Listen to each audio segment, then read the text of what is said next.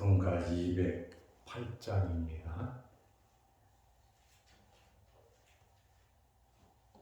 찬송가 208장. 내 주의 나라와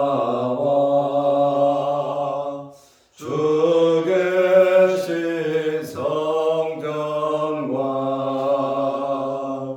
피 흘려 사신 교회를 늘 사랑합니다. 내 주의 교회는 전성과 같아서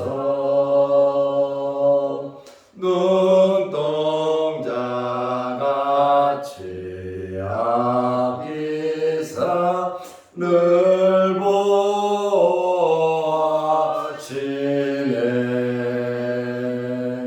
이 교회 위하여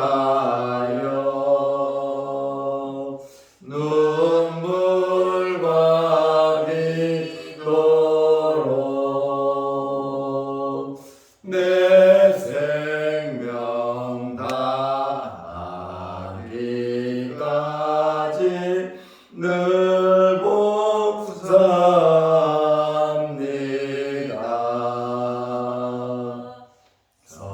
성도의 교제와 교회의 위로와 구주와 맺은 언약을 늘 기뻐합니다.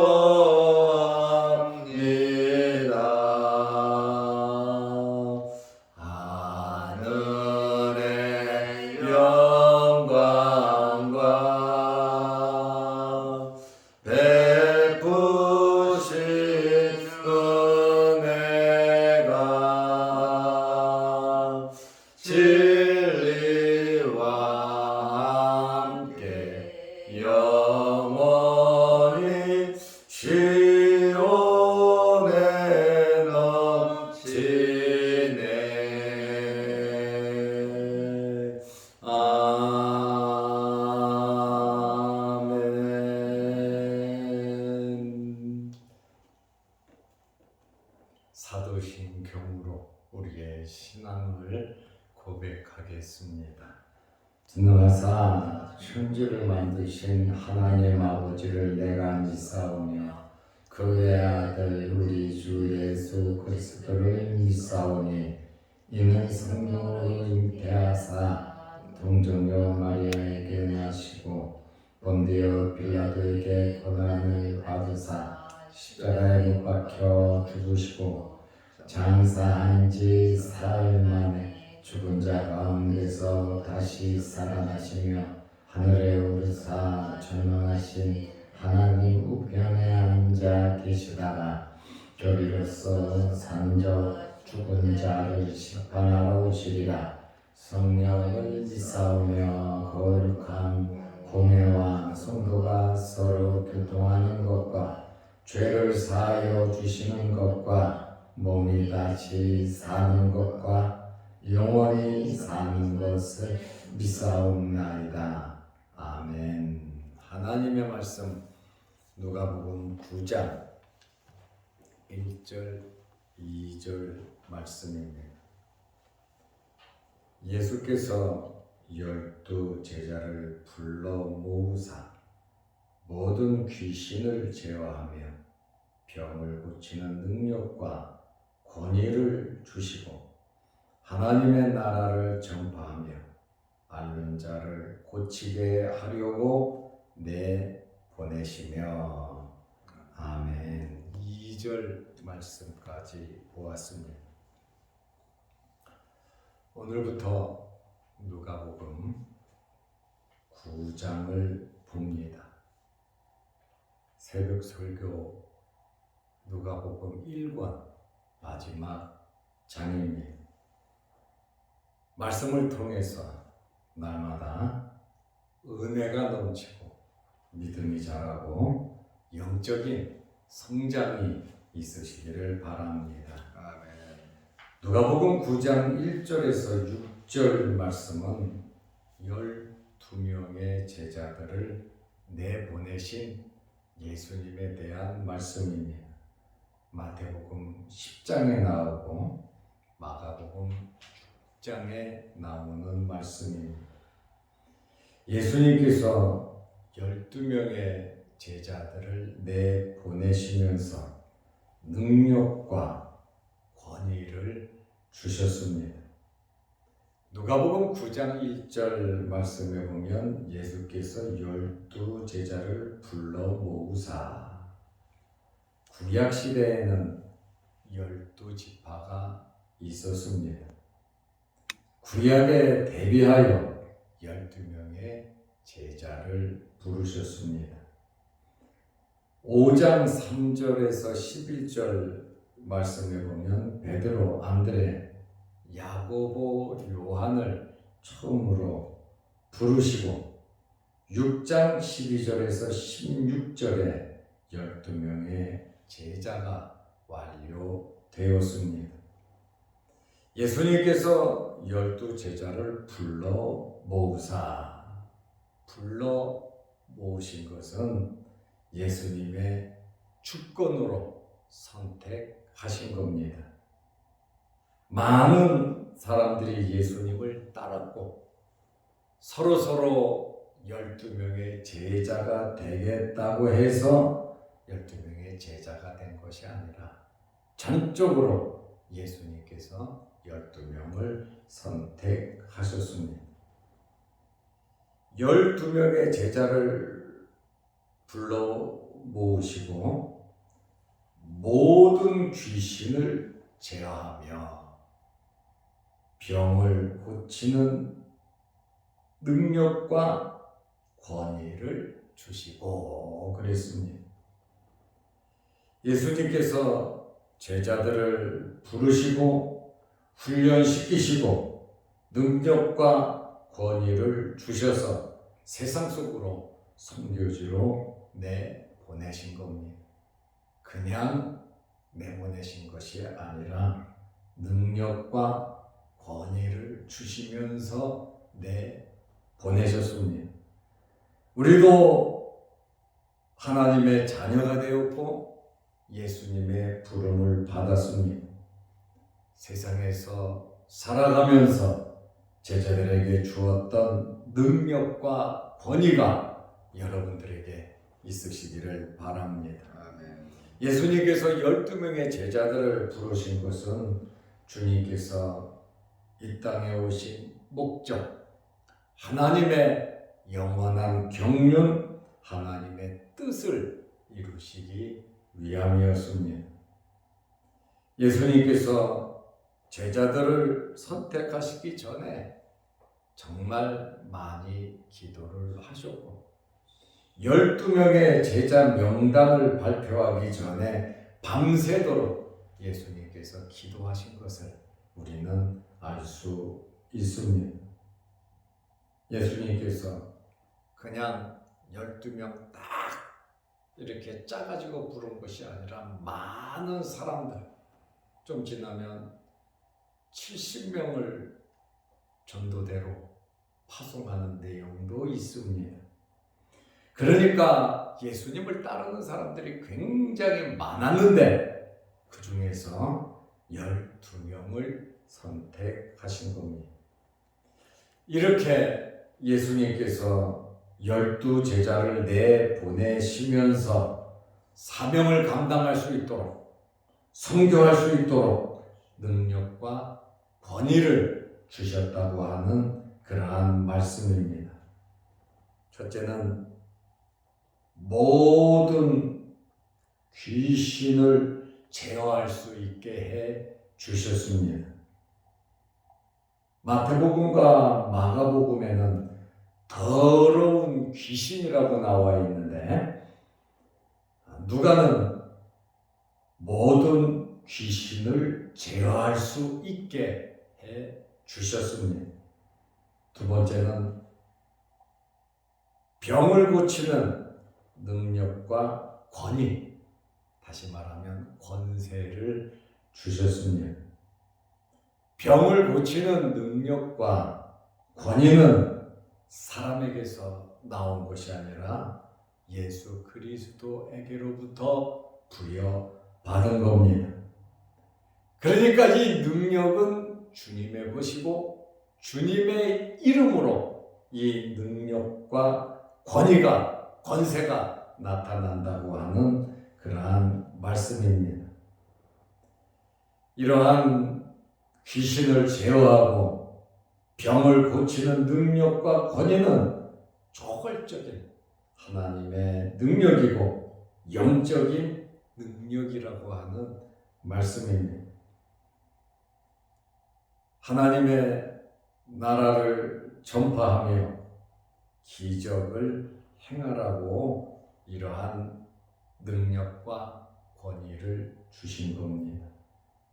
제자들을 내보내신 목적, 사명, 그것이 바로 두 가지가 2절에 나와 있습니다.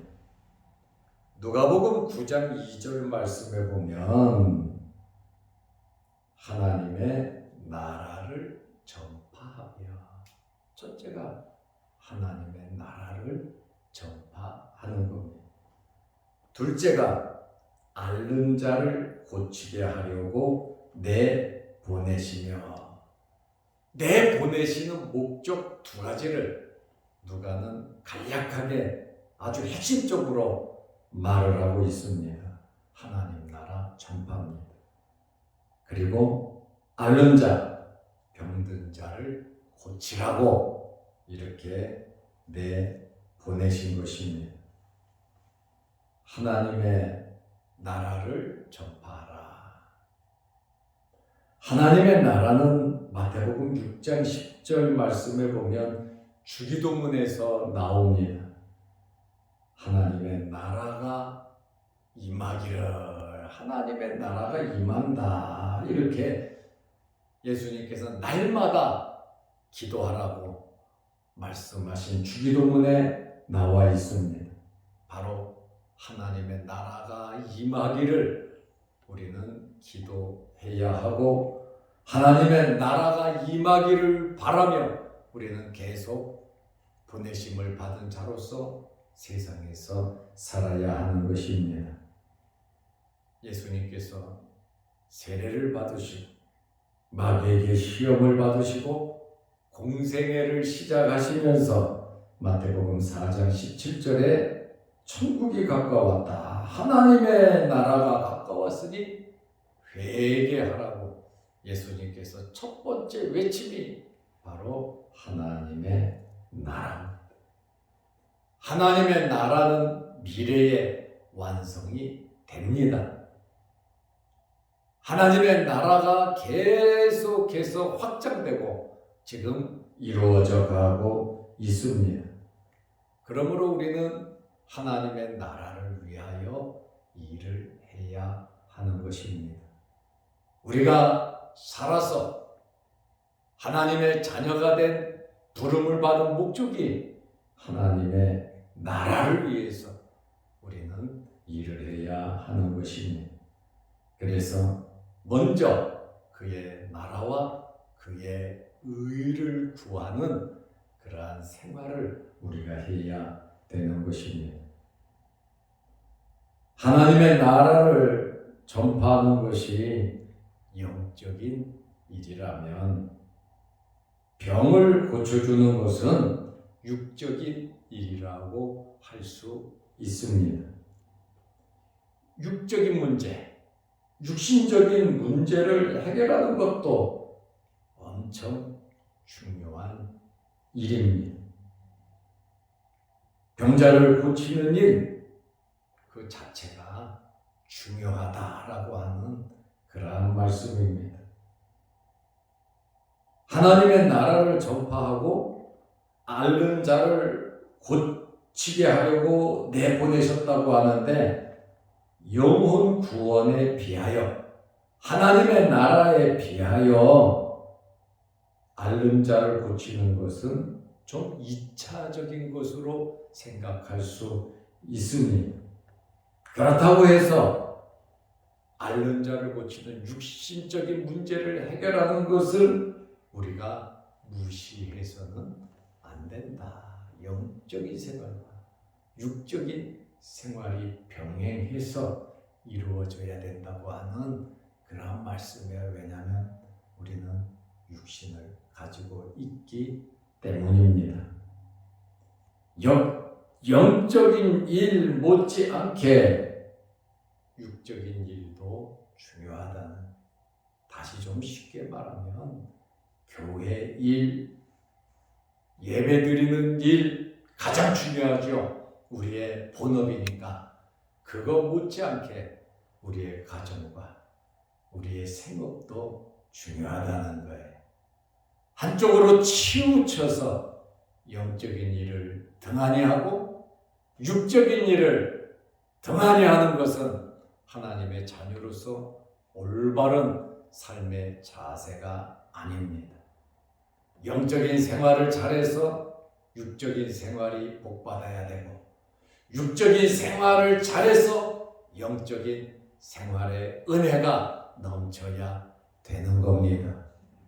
한쪽으로만 치우쳐서 생활하면 그것은 올바른 생활이라고 말할 수가 없습니다.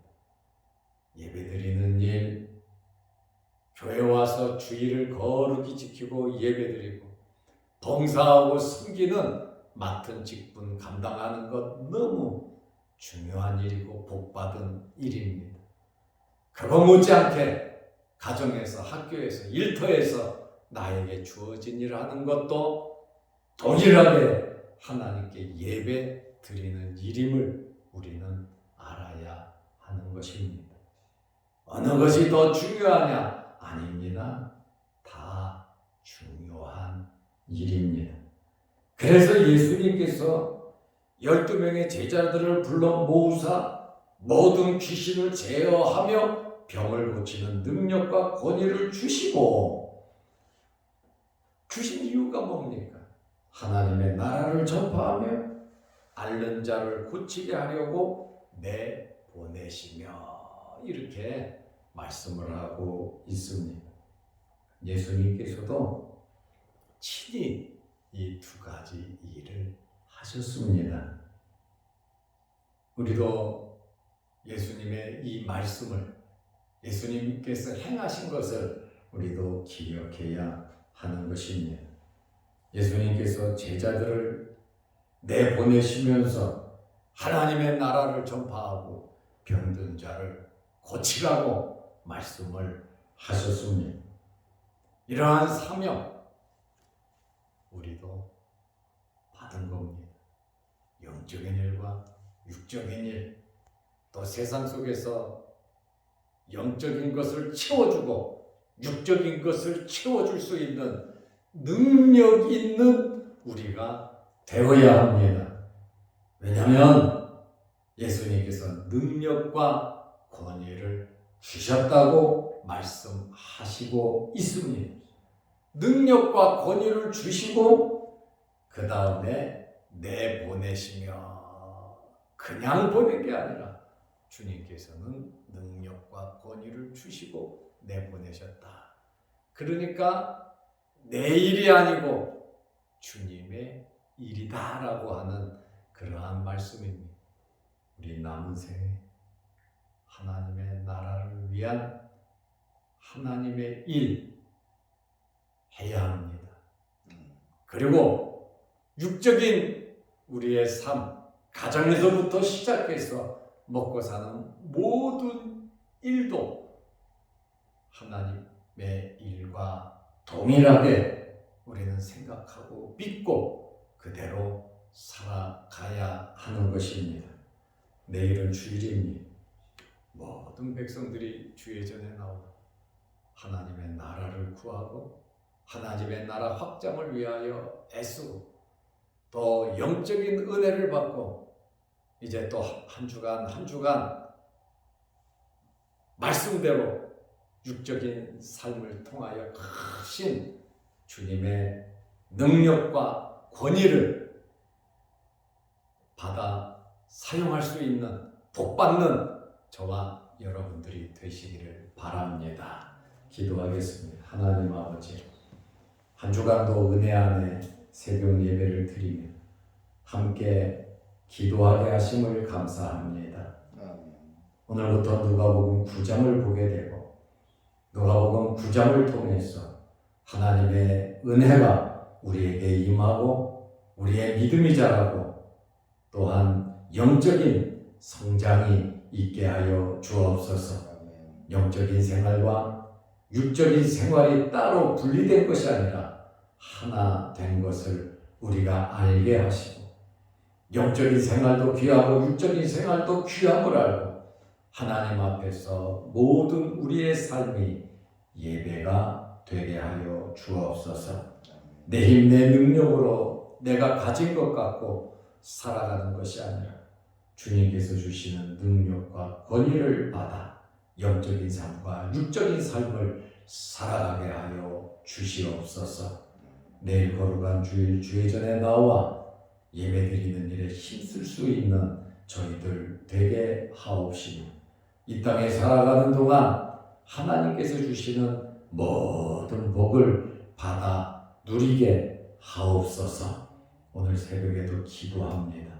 하늘문 열리게 하시고 하나님께서 응답하여 주옵소서. 또한 영상 유튜브를 보면서 말씀 붙잡고 기도하는 성도들의 그 간절한 소원도 이루어 주옵소서.